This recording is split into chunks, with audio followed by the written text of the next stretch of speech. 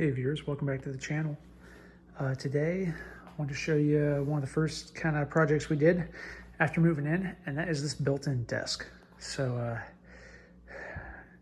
we needed a space for the computers and the printer, and so figured this is, we had planned on doing this, when we moved in versus during the build, because just no time during the build. So I figured I'd at least show you this. I think it turned out pretty well and kind of take you through it. So this is my first kind of attempt at using like hardwoods, as a carpentry project, woodworking project. So what you're seeing here is, first off, the frame that is kind of inside of that is made out of 2x4.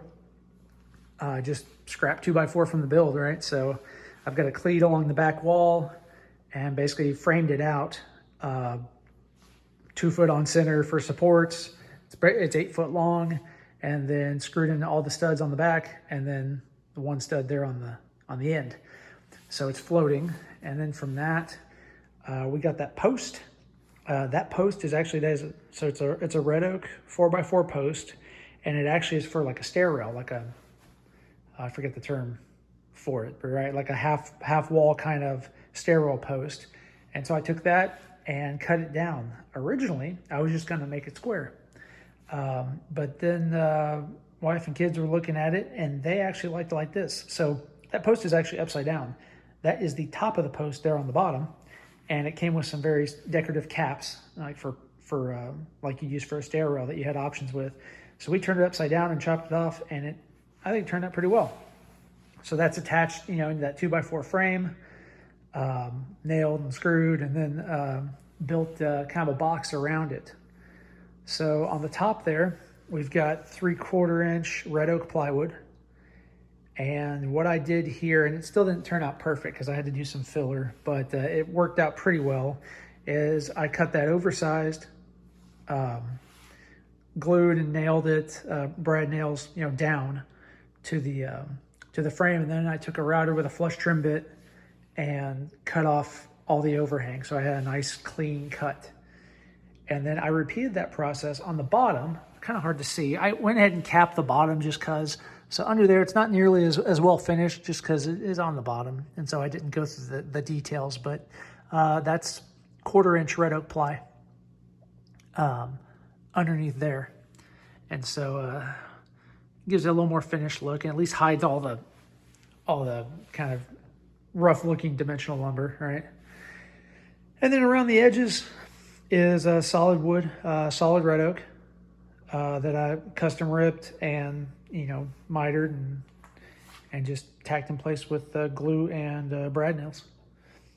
And had just some wood filler in here, as you can see. I'll show you all the flaws. All right, I bought some red oak wood filler to fill in kind of the gaps and the cracks, and I think it turned out pretty well. And then up here for this little printer hutch, that is all again red oak plywood for the sheets there, and then I took offcuts of the solid red oak, cut my own edge banding here, 1/8 of an inch thick, and glued and nailed all that, just pin nailed all that. So and that is attached to the bottom there. You can kind of see with poorly filled in pocket holes there. So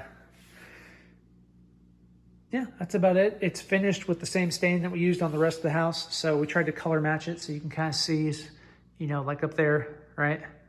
Like the vent hood and the stair rail, that's red oak. So we wanted to match that. So that turned out well. This is really my first project I've ever stained.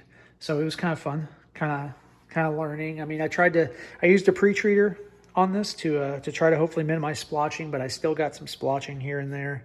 You can kind of see it back there and then back there. So, I'm learning, right? So, but overall I'm happy. And then I did 2 coats of poly on it. So I guess I should say the finishing steps, right? Sand it to 220 grit with a random orbital sander.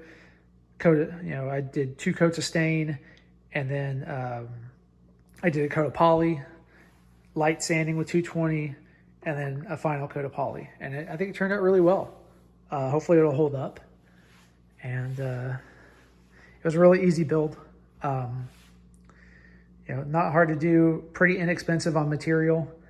And I've got enough material to, at least on the plywood side, to make another one of these if I wanted to. So probably the next phase is going to be some floating shelves using that scrap material to go up there on the wall for more storage. So that's all I got this time. I'd just show you what we've been up to. Thanks for watching, and we'll see you in the next video.